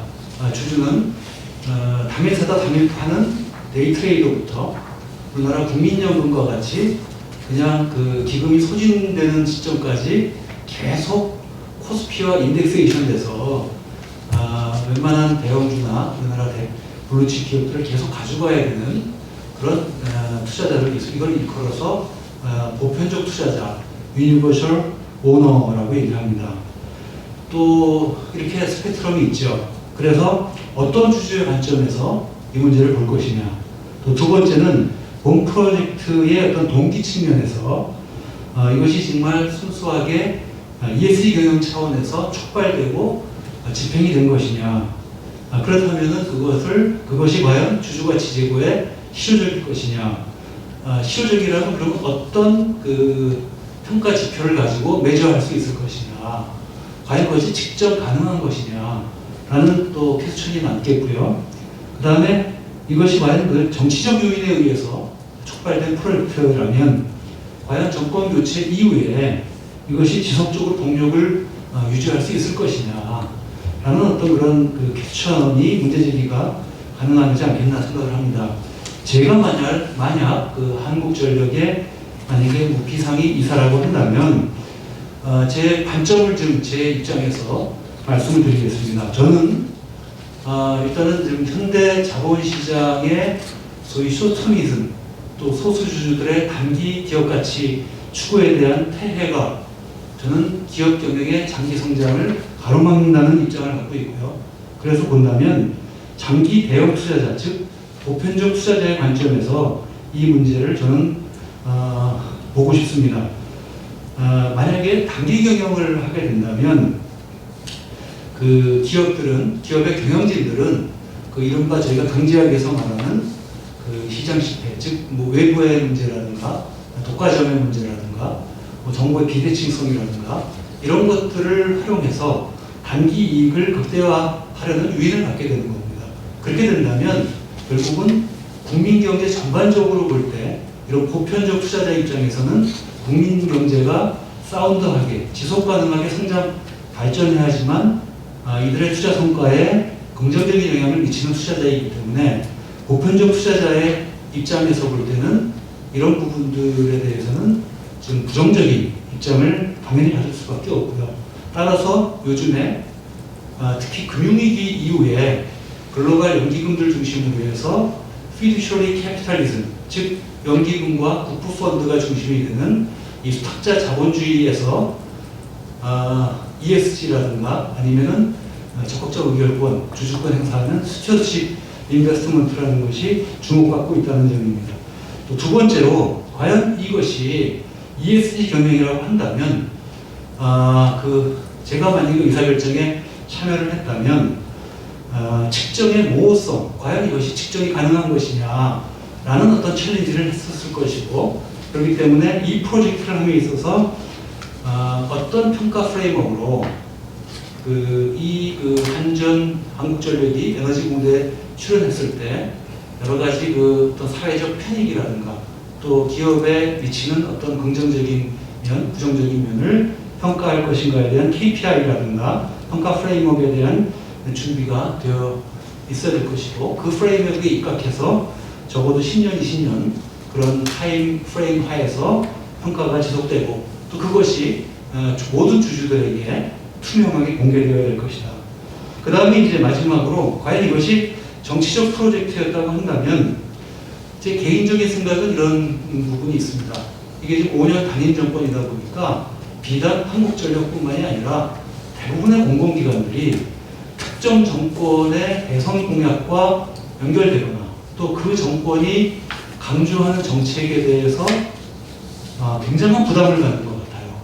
왜냐하면 거기서 적극적인 투자를 참여를 했다가 정권이 바뀌게 되면 그거에 대한 나중에 책임 소재 문제, 이런 어떤 정치적인 어떤 그런 단죄에 대한 그런 부담 때문에 오히려 그 방향이 긍정적인데도 불구하고 참여하지 못하는, 예컨대 지금 사실 그린 뉴딜이라든가 디지털 뉴딜이라든가 휴먼 뉴딜은 이것이 금융위기 이후로 전 세계적인 또 에너지 전환 문제, 이런 건 사실 화두 중에 화두고 어떻게 보면 우리나라 미래가 달려있다고 저는 생각하는 이슈인데, 우리나라 예컨대 보편적 투자자인 국민연금이라든가 아니면 국부펀드인 KIC 같은 곳에서 이러한 그 정책적 방향과 온라인돼서 그 투자를 과연 얼마만큼 하고 있는지, 오히려 나중에 정권 내 어떤 협조 차원에서의 어떤 투자라는 어떤 그런 그 나중에 법적 부담 내지는 정치적 부담 때문에 오히려 투자하지 못하는, 그렇게 된다면 국가적으로 국민 경제의 지속 가능한 발전에 오히려 네거티브한 영향을 저는 미칠 수 있다고 생각을 합니다. 이 정도로 제 말씀을 드리고요. 마지막으로 제가 사실 증권회사에 들어갔을 때가 87년 말에 들어갔는데 그 이듬해인 89년도 제가 증권회사 지점에 있을 때 한국전력이 국민주 보급을 해서 저도 사실 청약을 해서 한국전력 주식을 받았던 기억이 납니다. 그런데 한국전력이 그때 보급이 될 때는 이걸 통해서 국민들을 어떻게 보면은 한국전력 주식을 받게 함으로써 국민들의 어떤 재산상에 어떤 도움을 준다라고 캠페인을 했는데, 그런 얘기도 나오죠. 국민주는 궁활국자, 국민주다 라는 비아냥거린 얘기가 나오는 것도 사실 사실입니다. 그래서 한국전력 입장에서는 여러 가지 앞서 우리 발제자께서도 거버넌스의 문제, 그 정부가 비상임 이사를 선임하는 상황에서 내가 만약에 그 입장이었다면 과연 정부 입장에 반하는 의사결정을 할 수 있었겠는가, 아니면 소수주주들의 전반적인 이익의 관점에서 객관적으로 의사결정에 참여할 수 있었을까라는 거에 대해서 저는 지금 퀘스천 마크긴 합니다만, 어쨌든 그 국민주라는 오명을 지금 벗어야 되지 않겠느냐라는 생각을 말씀드리면서 제 토론을 마치도록 하겠습니다. 감사합니다. 회차 자산운용의 이찬현 부장이고요. 오늘 그 세미나에 토론을 진행에 대해서 개인적으로 굉장히 영광이고요.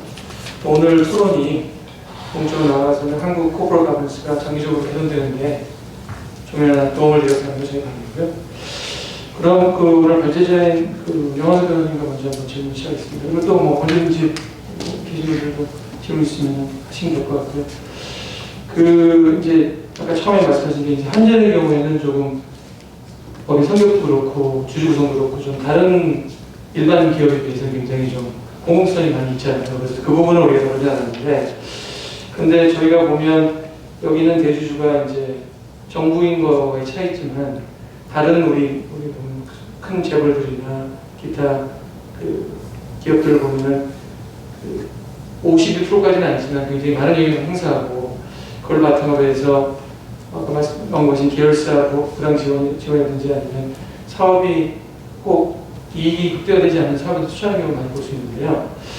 그런 부분을 보시면서 뭐 프랙티스 하고 계시니까 그 연결성이라든지 아니면 견해가 어떠신지 좀 말씀 좀 드리겠습니다. 그 구조는 지금 사실 그 오히려 정부가 낼 때 한정이 내준다는 생각이 되게 강하다 보니, 일단 전제는 그런 한국 에너지 공대 설립에 대해서는 적극적으로 찬성을 합니다. 전적으로 찬성을 하고 잘 되길 바라는 입장이었는데, 기본적으로 그런 건 정부가 해야 된다고 생각합니다. 한전을 떠나야 된다는 건 편법이라는 생각이 들고요. 그러니까 회사인데 아무리 특수법인이라고 하지만 그거는 좀 회사가 그런 식의 사업을 하는 게 맞냐라는 생각이 드는 거죠.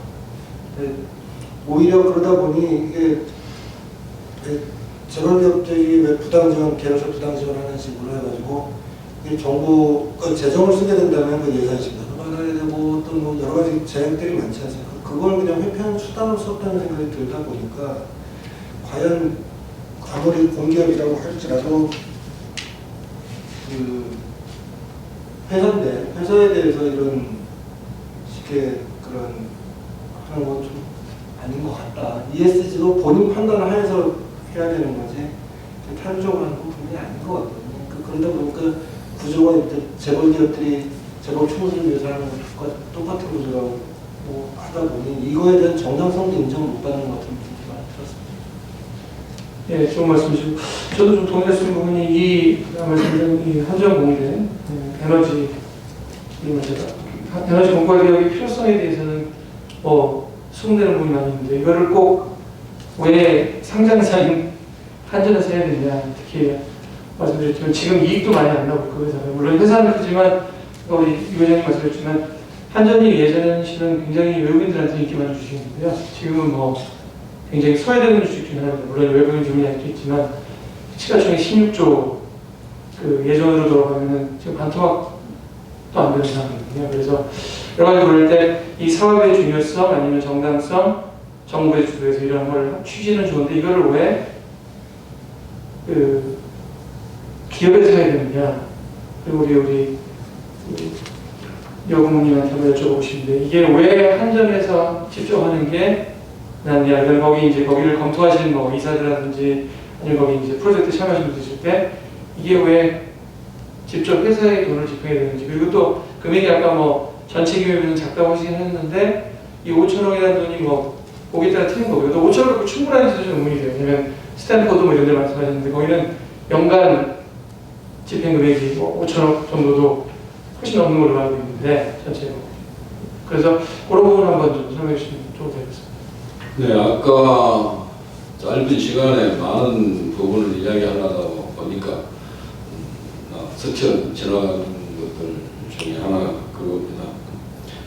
지금 한전이 2020년 기준으로 보면은 순 연결 재무조폐에 하면은 2조 925억이고 한전만 떼어놓고 별도로 보면은 1조 9천억 51억입니다. 그리고 부채 비율은 112.1%인데 다른 해외 유틸리티 기업 같은 거 보면은 EDF가 477%고 독일의 이온이 734% 정도 됩니다. 따라서 이러한 재무 현황에 보면은 한전의 연간 800억 천억 가까이 부담하고 그 다음에 편지 안쓴 후에는 더욱더 부담이 적어진다는 측면에서 크게 경영에 어려움을 준다고 볼 수는 없고요. 그 다음에 또 서로 이 재정 부담을 완화하기 위해서 여러 가지 또 장치를 두고 있습니다. 아까도 잠깐 말씀드렸는데 한국에너지공개 특별법에 의하면은 정부, 그 다음에 지자체, 그리고 공공기관이 출연하도록 되어 있습니다. 그래서 한전만 출연하는 게 아니고 많은 출연기관, 에너지기관 같은 우리 한전 자회사들도 출연하도록 되어 있기 때문에 재정부담을 꼭 한전만 한다는 것이 아니다는 것을 말씀드리고요. 현재도 오히려 지자체에서 학교 부지 1670억 상당의 가까운 학교 부지를 기부를 했고 또 연간 200억씩 10년간 2천억을 또 기부하도록 됐습니다. 또 정부에서는 전기사업법 시행령을 거쳐서 전력산업 기반 기금에서 이렇게 지원할 수 있도록 그다음에 지자체의 최소한의 수준에 낮춰서 하도록 되어 있습니다.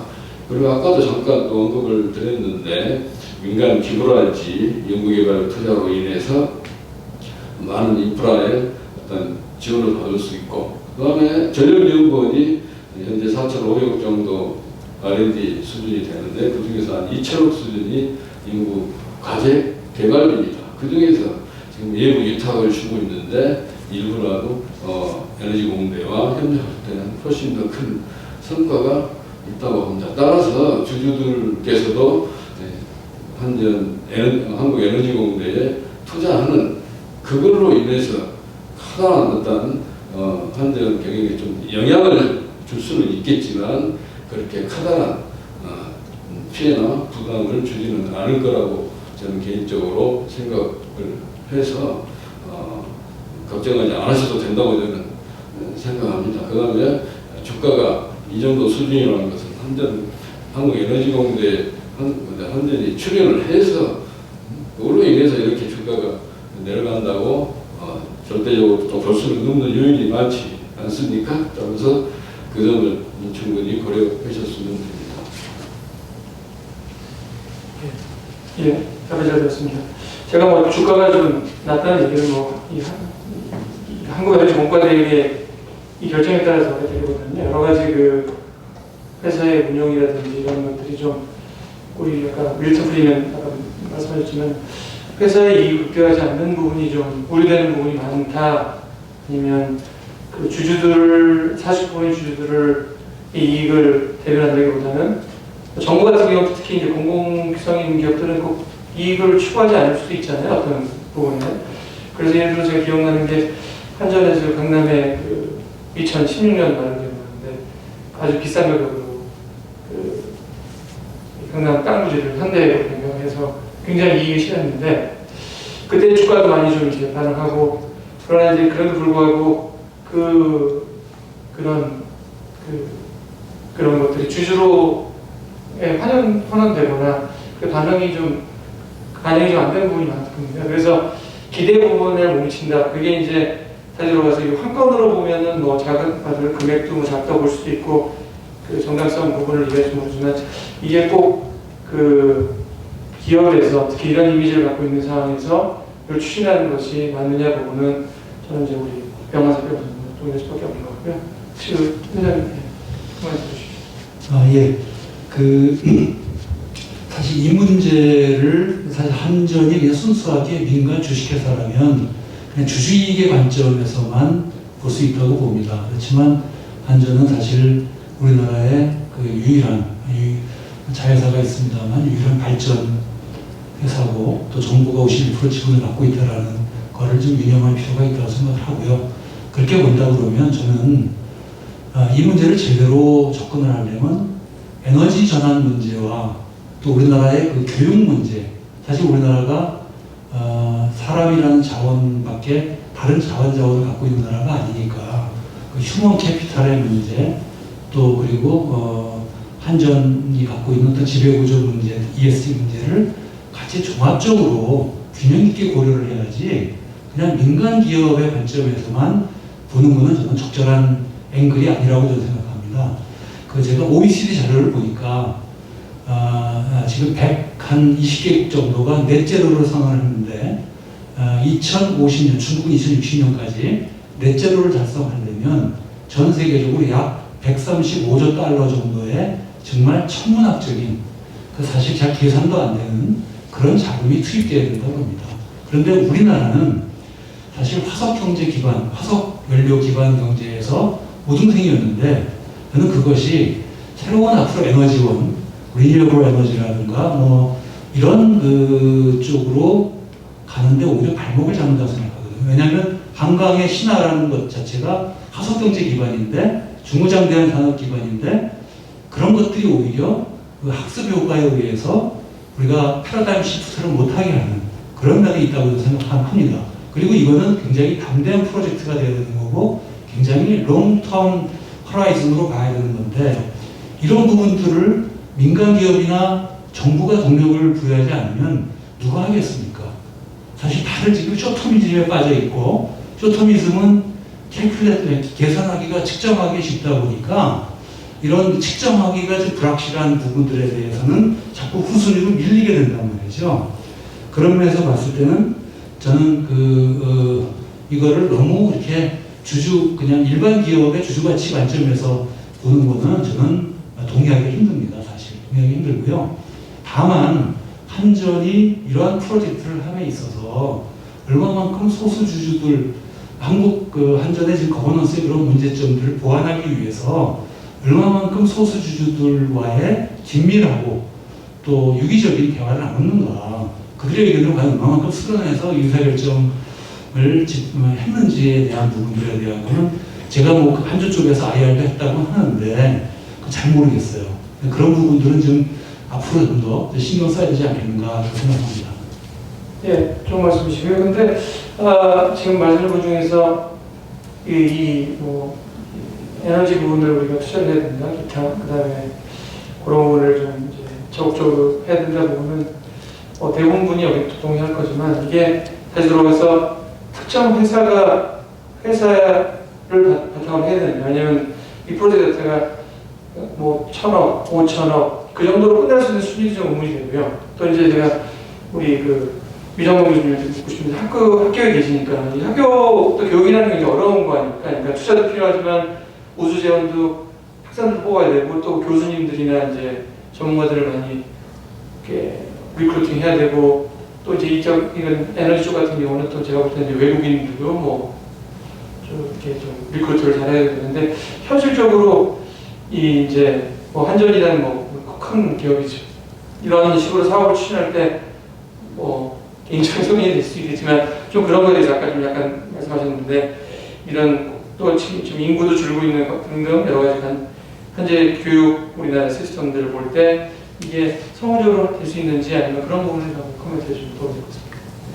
근데 제가 이제 직업이 교육하는 사람이니까 이 교육기관이라는 관점에서도 이 한국 에너지 문제에 관심이 많은데, 특히 현대로 넘어갈수록 과거의 보편적인 노동 인력을 양성하는 교육보다는 특별한 전문가들을 양성하는 교육이 필요하고요. 그래서 우리 학령 인구가 줄고 있습니다만 교육기관 자체는 필요한 건 만들고 좀 필요가 떨어지는 것은 없애거나 줄이고 이런 식이 되어야 되고, 일률적인 정원 축소는 옳지 않은 방향이라고 보고 있습니다. 또 문제와 관련해서 기존의 공과대학이 굉장히 우리나라에 많은데 왜 굳이 한국전력이 민간 주주도 50% 이상 가까이 되는데 거기서 이런 사업을 해야 하냐 하는 것인데요. 우선 한전은 이런 사업을 할 수 있는 가장 유리한 위치에 있고 또 그런 역할을 해줘야 할 것 같고 그런 재원도 있을 것 같습니다. 그런데 현재 이 한국의 다른 대학들은 소수의 대학, 상위 명문 대학이거나 국가에서 지원하는 그 이름이 뒤에 리스트로 끝나는 그런 정도의 대학이 아니고서는 지금 등록금 동결로 다들 재정난에 빠져 있다고요. 과연 이런 장기적이고 혁신적인 프로젝트에 투자할 여력이 있을까? 그런 점에서 보면은 지금 이런 반드시 한전이 돈을 내야 된다는 건 아니지만 이런 기관은 반드시 있어야 되는 기관일 것 같고요. 또 그 필요성에 대한 통계적 자료를 보면 전 세계적으로 이산화탄소 배출이 2019년 기준인가요? 510억 톤 되는데 그중 30%가 전기 등의 에너지 사업에서 나오는 거라고 합니다. 이 자동차 운행, 제조기업 그런 거 빼고요. 그러면은 이게 클린 에너지가 되려면 그 에너지원이 무엇이든지 간에 결국 전기로 전환되어야 될 것이고, 한전은 굉장히 중요한 사업입니다. 국가적으로, 또 세계적으로, 또 돈의 차원에서 봐도 탄소 국경내라는 게 생기면 아마 한전이 부담해야 할 금액이 굉장할 겁니다. 그런 걸 생각하면은 이 한전이 후원한 또 사실 주도권을 어느 정도 갖고 있다고 보면 이런 교육연구 기관이 그렇게 부정적이지만은 않다. 저는 개인적으로 그렇게 보고 있습니다. 여부모님. 추가 답변을 좀 간단히 드리겠습니다. 왜 꼭 한전이 그러면 에너지 공대를 만들어야 되느냐? 그거는 방금 우리 이 교수님이 말씀하셨는데 에너지 기업 하면은 한전 이렇게 떠오르지 않습니까? 그러면 에너지 공대는 에너지 전문 특화 공대인데 그럼 한전이 하지 않고 누가 하겠습니까? 그런 의미에서 한전은 그 에너지 전환 시대에 이런 파리 기후협약 이후 시대에 적극적으로 대응하고 해결 방안을 만들고 아까도 말씀드렸지만은 한전이 계속 살아남고 지속 가능한 성장을 기원하면 기술개발과 고급인력 양성에 나서지 않을 수가 없다는 것을 말씀드립니다. 또 한 가지는 한전은 또 공익기업입니다. 민간기업이 아니고 그럼 이 공익성과 사익성을 동시에 추구를 해야 되는 한전의 입장입니다. 따라서 소수주주의 가치도 중요하지만 또 공익적인 면을 소홀히 할 수가 없습니다. 따라서 저희들은 아까 우리 유 회장님께서도 말씀을 하셨는데 그렇다고 해서 소수주주 의견을 무시하거나 소홀히 하지는 않을 것입니다. 앞으로도 계속 귀를 열고 그분들의 의견을 충분히 들으려고 하면서 공익과 사익을 같이 추구하는 그런 한전이 되리라고 봅니다. 그걸로 인해서 세계적인 또 유틸리티가 되고 그걸로 인해서 한전의 가치가 높아짐으로 인해서 주주들도 자부심과 긍지를 지닌 한전 주주로서 그런 또 효과도 있으라고 보니까 꼭 현재 주가만 가지고 판단하는 것보다 장기적인 관점에서 바라보는 것도 바람직하지 않나 그런 말씀드립니다.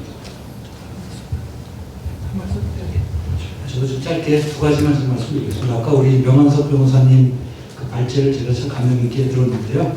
그 한 가지는 다만 이해관계자를 이렇게 따로따로 떼서 설명을 해주신 거는 상당히 이해를 하는 데 도움이 됩니다만 지금 이해관계자의 중첩성이라고 그럴까요? 그러니까 한전의 주주이기도 하면서 소비자이기도 하면서 종업원일 수도 있고 또 지역사회에 이루어질 수도 있기 때문에 굉장히 이렇게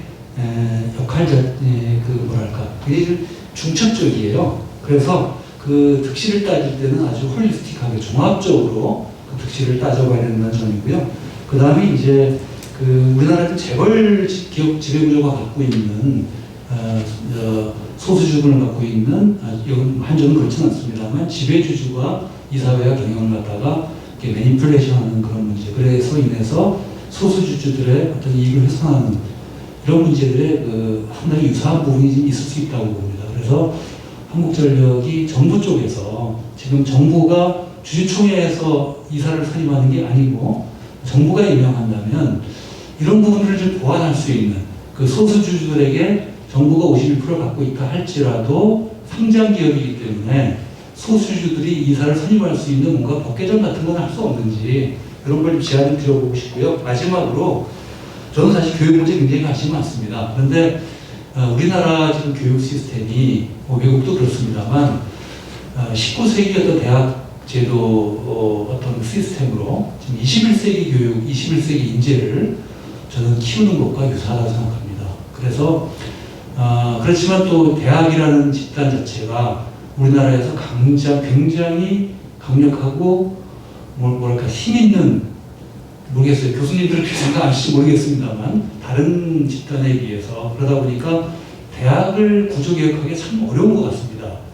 그런 면에서 봤을 때 이런 한전이 시도하고 있는 새로운 대학 모델이 우리나라 지금 기존 대학을 뭔가 좀 개혁하고 좀 더 이렇게 하는데 뭔가 지금 하나의 그 내기 역할을 한다고 그럴까요? 뭐 이런 역할을 좀 했으면 좋겠다라는 말씀 드리고 싶습니다. 이상입니다. 네, 저도 한 말씀을 드리면 일단 저는 에너지 공대 설립하는 거 찬성하고요. 그다음에 그거에 대해서 한전이 필요한 게 약간 편법 같아 보이지만 그것도 찬성합니다. 그러니까 찬성해서 잘 되기를 바라는데 이걸 발제하면서 제일 느꼈던 점은 뭐냐면 이게 좀 뛰는 얘기긴 하지만 한국전력공사를 과연 상장시키는 게 맞았나라는 생각이 드는 거예요. 그러니까 지금 계속 말씀을 드렸지만 지배구조를 얘기를 할 때 지금 49%를 가지고 있는 분들이 한전의 의사를 반영할 방법이 아무것도 없습니다. 그러니까 소극적으로 유지 청구권이나 이런 거 할 수는 있겠지만 이사를 선임할 수 있는 것도 아니고 그냥 설명 듣는 것 뿐이거든요. 그러다 보면 마음에 안 들면 팔고 나가는 건데 그 손해는 어떡할 거고 이러다 보니까 이게 뭐 다 찬성을 하는 입장에서 보면 좋겠지만 그걸 반대하는 입장에서 보자면 약간 자기 의견들도 들어가야 되는 거고 치열한 토론을 거쳐야 되는데 그런 통로가 하나 없다라는 거고 두 번째 아까 제가 일부러 이제 이상 의사로 보여드렸는데 지금 그 요거님도 이렇게 자료를 준비해 오셔서 정당성 그다음에 한전이 왜 출연해야 되는 건 쭉 설명을 해주셨거든요. 굉장히 설득이 잘 돼요 그런 거는데 2018년 당시 이사회 의사록을 보면 이게 무슨 얘기인가 싶은 거죠. 그러면 이런 이사분들이 뭐 치열한 논의를 하셨고 그게 뭐 기밀이 있어서 빠져나가면 안 되는 것 때문에 요약본을 만들었다 치지만 요약본에서 보여주는 수준은 가버넌스에 대해서는 전혀 없는 거거든요. 그러면 그런 부분들을 어떻게 반영할까에 대한 고민들이 좀 있어야 될 거라는 생각이 드는 거예요. 그러니까 여기 저는 오히려 아까 이게 완전 한국에너지공대에 출연하는 게 잘 됐다 못했다는 보다도 그런 것들에 대해서 평가를 할 적에 과연 뭘 가지고 평가를 해야 될 건가, 이사들이나 경영진이 뭘 가지고 평가를 해야 될 거고 또한 그거에 대해서 주주들의 의견을 어떻게 반영을 해야 되는 건가 이런 부분들에 대한 부분도 좀 고민이 좀 됐으면 좋겠다는 생각이 많이 들었습니다. 네, 좋은 말씀이시고요.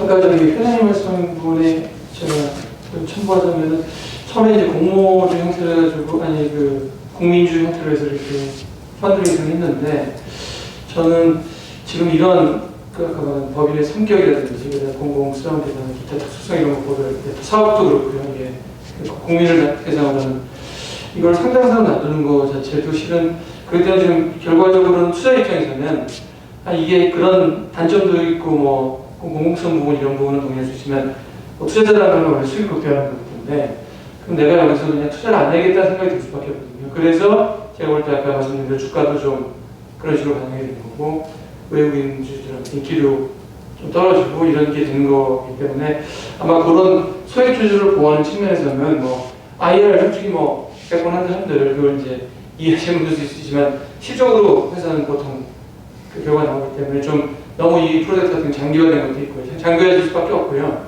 그래서 다른 방법으로 소액 주주들을 보호할 수 있는 방법 이런 걸 한번 아니면 하는 방법을 한번 고려해 볼 수 있는 게 제 생각이고 그래서 더 한 발 나가면 제가 이제 오늘 이제 모더레이터를 마지막에 느낀 부분인데 이 오늘 주제는 굉장히 좋지만 이 회사 자체는 조금 좀 특수성이 많기 때문에 이걸 가지고 저희가 주주가치 훼손이나 부분을 논의하기는 굉장히 좀 어려운 부분이 있는 것 같아요. 그래서 조금 제가 조금 시간이 있으니까 바꿔보자면 꼭 여기까지 안 가더라도 한전같이 이렇게 어려운 부분 안 가더라도 우리나라 재벌들 보면 뭐 저기 기부금 많이 하고 있잖아요. 뭐 삼성, SK 뭐 등등 뭐 해서 하고 또 그 밑에 또 이렇게 non profit foundation 많이 갖고 있는데 내용을 까보면 뭐 사업을 일부 하는 것처럼 보이지만 그 non profit 사업 자체는 굉장히 조금이고 자산을 가지고 뭐 회사의 계열사를 들고 있다든지 이런 경우를 종종 볼 수 있는데 거기에 대해서 혹시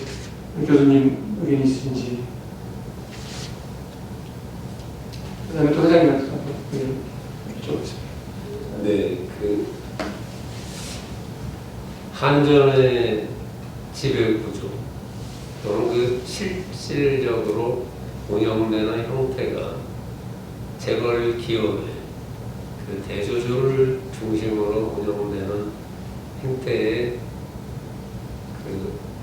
겹쳐지기는 조금 어렵지 않을까. 물론 정부가 사실상 주도한다고 볼 수 있겠습니다만 그 정부 자체가 기인이 아니어서. 그래서 제 질문은 그 한전은 이제 한전을 비교하자는 게 아니라 한국에서 그런 현상이 많이 일어나는데 특히 더 사업성이 떨어지는 데다가 아니면 기부금을 줬는데 결국은 회사 돈으로 주는 거잖아요. 그리고 주주가치가 이제 떨어지는 건데 이제 어떤 부분은 지금 플러스 알파 부분이 있는데 어떤 요거를 한국 예를 들어서 문화재단, 뭐 복지재단 이런 걸 보면 실제로 내용을 들어가 보면 그런 공공사업이라기보다는 자기 계열사의 자산을 들고 있다든지 이런 것들이 많아서 그런 거에 대해서 어떻게 하는지 그 현상에 대해서 네. 그런 문화재단 어떤 식으로 보면은 그게 세금을 좀 덜 내면서 대주주의 재산을 유지하는 방법인 것 같기도 합니다만, 이 자본주의 사유재산 제도에서 부유한 분들의 그 사회적 공헌을 유지하기 위한 또 도구도 돼서, 또 해외, 우리만 그런 게 아니라 해외도 재단을 많이 설립하죠. 그 부유하신 분들이 그렇게 해서 또 그 자기 회사에 그 지배권도 유지되는 그런 부분이 있어서 반드시 그런 부분이 부정적인 면만 가진 것은 아니라고, 저는 일종의 타협적인 제도가 아닐까 이렇게 생각하고 있습니다. 외국 같은 경우는 이제 실은 이제 파운데이션 만들 때 개인들 자금을 하고요. 보통 이제 우리나라 섞여 있는데 그 회사의 자금을 가지고 뭐 XX 무슨 국제 이렇게 만드는 경우는 드물죠. 그래서 이제 뭐 차이점이라고 하면은 이 포인트가 제가 이제 유장님 말씀하시겠지만, 이게 사적 자산을 갖고 뭐 하는 거는 뭐 누구든 간에 어떤 목적, 이게 뭐 종교적이 되든 특정 분야가 되든 아무도 뭐 거기에 대해서 이의를 제기할 생각이 없습니다. 근데 이제 기업이라는 경우 같은 경우는 정말 주주들이 굉장히 많고, 아까 뭐 한정 같지는 않지만 대주주가 있다 하더라도 굉장히 많은 소유주들이 있는데, 그 돈을 내가 좋아하는 특정 정치단체, 종교단체, 아니면 특정 분야에 대해서 쓰는 게 맞느냐 안 맞느냐, 그거를 혹시 악용하는 경우가 많지 않느냐 부분에 대해서 한번. 예, 그 우리나라 그 재벌 기업들의 그 기부금은 되게 어떤 뭐 그 배임 횡령이라든가 이런 법적인 어떤 리갈 이슈에 연루됐을 때 그 기업의 이미지를 개선하기 위한 수단으로 주로 활용되는 면이 많은 것 같습니다. 그래서 그 과거에도 그 이건희 장학재단이라는 얘기인데, 사실 실제로 이건희 회장께서 사제를 출연하는 것보다는 다 계열사들한테 이렇게 출연을 해서 펀드레이징을 했는데, 이름은 자기 이름을 갖다 붙이는 이런 것들도 이제 외국 투자자들이 만나고 보면은 도저히 이해를 못하죠. 설득이 안 됩니다. 이건 글로벌 주식시장, 자본시장 하에서 사실 이런 부분들에 대해서는 지금 글로벌 보편성과 정당성을 확보하기 어렵다고 보고요. 또 좀 다른 얘기입니다만, 사실 지금 국민연금이 한전을 보니까 한 7% 정도 갖고 있더라고요. 그러면 시가총액 16조 따져보면 한 7천억 정도, 2,200만 국민들의 노후 자금이 국민연금으로 해서 한전에 들어가 있습니다. 그런데 국민연금이 과연 보편적 투자자라고 한다면 이런 부분에 대해서 당연히 목소리를 내야 됩니다. 외국의 유니버셜 오너들은 규제자들하고 정부하고 굉장히 의견을 많이 나누거든요. 정책 제안도 하고. 당연한 거죠. 2,200만 노후 자금을 관리하는 피듀셔리로서 이런 부분들에 대해서 어떤 스탠스를 취했는지 저는 좀 그것도 좀 궁금합니다.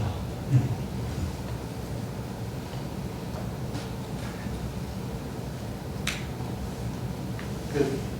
조금 뭐랄까 좀 더 목적에 맞는 형태의 회사들이 좀 다양화됐으면 좋겠다는 생각이 하나 들고요. 그러니까 지금 이제 한전 같은 경우에는 이제 공기업인데 우리 차라리 순간 공기업으로 운영하는 것도 좀 낫지 않을까라는 생각도 들고, 그다음에 이제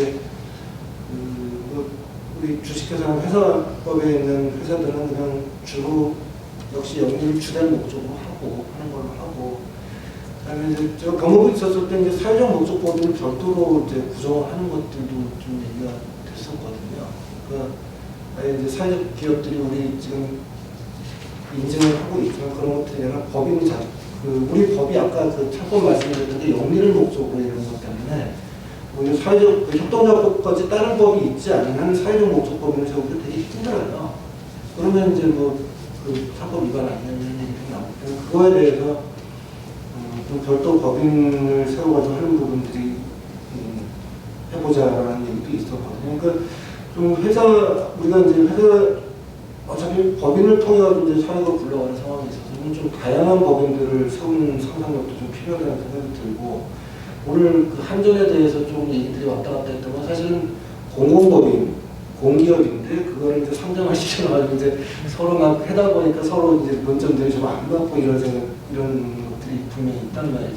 그러니까 그런 것들을 법적으로는 좀 정비를 해가면서 오히려 우리가 이제 ESG를 얘기를 할 적에는 어떤 그 영리 기업에 대한 ESG 그건 이제 투자 쪽에서 아까 일 대통령 말씀하신 그 유니버설 그러니까 보편적 투자자 입장에서 그런 기업들을 키워나가는 게 필요할 거고 아예 기업 입장에서는 처음부터 그런 ESG를 지향하는 법인들이 좀 더 자유롭게 세워나갈 수 있는 그런 것들도 좀 법제도 정비를 할 필요성이 있어지고 그래서 조금씩 이렇게 얽혀있는 것들을 정비해 나가려는 노력들도 좀 필요하지 않을까라는 생각이 많이 듭니다. 지금 있는 거 가지고 약간 이렇게 뭐랄까 몸에 맞지 않은 옷들이 제법 있는데 그냥 자꾸만 얘기를 하다 보니까 맞습니다. 그래서 아까 좀 중요한 것 중에 하나가 명론을 말씀하신 것 중에 이제 뒤에 이사에 대한 드리블을 이렇게 있는데요.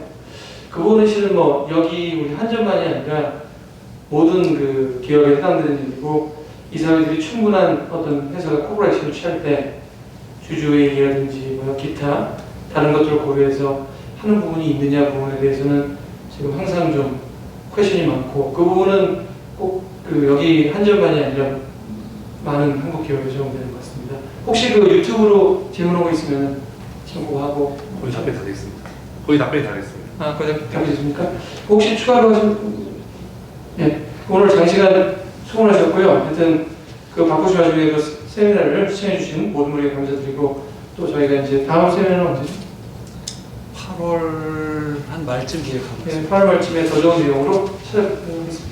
네, 감사합니다. 네, 고맙습니다.